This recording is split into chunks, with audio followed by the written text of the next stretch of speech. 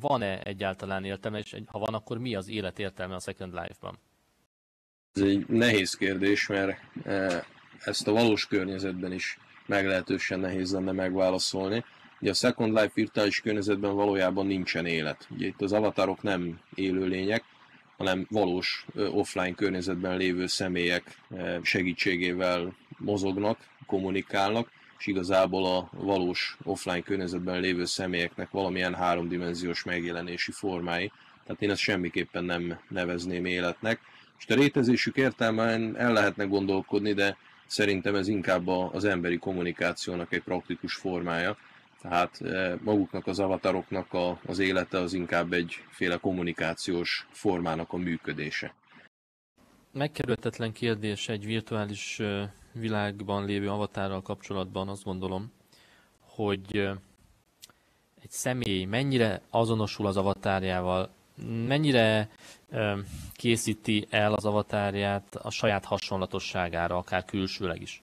Ebben hatalmas különbségek vannak. Igazából azt lehetne mondani, hogy nincs két egyforma ember és nincs két egyforma avatár, sőt, hát nincs két egyforma viszonya az ember és az avatár között. Itt mindenki másképp viszonyul az avatárjához. Kutatások szerint ebben vannak nemi különbségek, de természetesen a tapasztalat, gyakorlottság alapján van, aki több időt tölt azzal, hogy formálja saját magát, esetleg a virtualitáshoz is más viszonya van valaki számára, ez csak tényleg egy kommunikációs platform, és majdnem mindegy, hogy milyen az avatárja. A tapasztalat azt mutatja, hogy minél többet vannak bent virtuális környezetben az emberek, annál inkább az avatárjukat elkezdik a saját maguk irányába formálni. Tévképzetek azok, hogy itt nemet változtatnának, vagy valami nagy vad dolgok történnének, tehát ez inkább valamilyen kommunikációs megjelenési forma.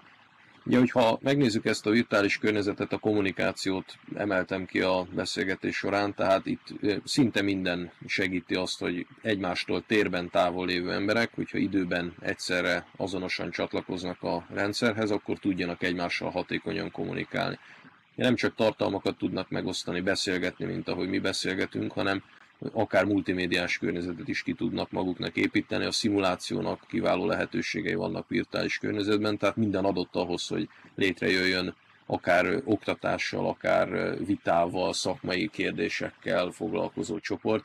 Ez a virtuális környezet ez nem azt a célt tűzi ki, hogy bármikor is helyettesítse a valós környezeteket, hiszen az embereknek egymással együtt lenni jó, élőben, személyesen nagyon jó együtt lenni, és hogyha egy jó társaság van, akkor ott nagyon jó dolog filozofálgatni, jó dolog egymást tanítani, egymástól tanulni, de nagyon gyakran van olyan helyzet, amikor nem tudunk térben együtt lenni, és ez a kommunikációs környezet lehetőséget ad arra, hogy ezt pótoljuk, és valamilyen módon mégiscsak kapcsolatba kerüljünk egymással.